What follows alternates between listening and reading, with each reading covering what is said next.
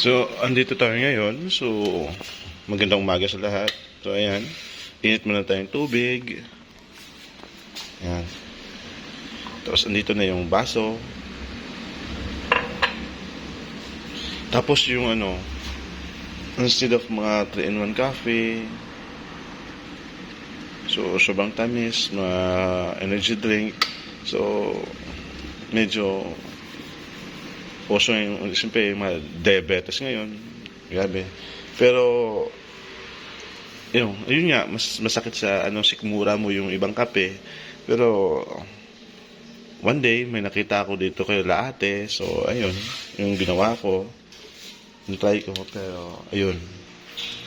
Medyo, walang sakit sa sikmura. At alam mo kung ano yon? Ito yon. Buona Vita. So, try natin guys. Yan. I-boss lang natin.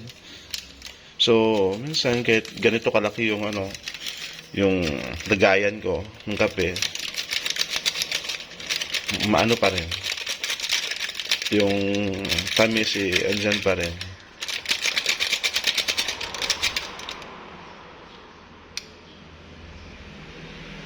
So, ayan. Yung ginamit na pampatatwist,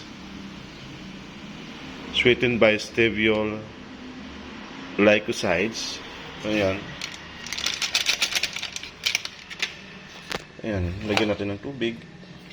Ayan.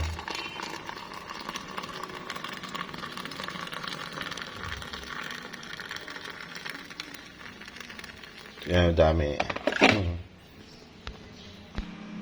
Dinamihan ko na para matagal maubos. Haluin lang natin guys. Yan. So yan yung ginagamit nila ate, yung mga pamangkin ko. Yan. Lalo na sa mga acidic dyan.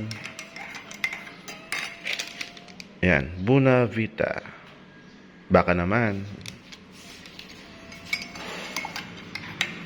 Yan, subukan natin.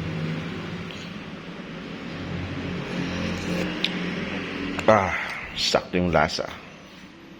So, subukan nyo na guys.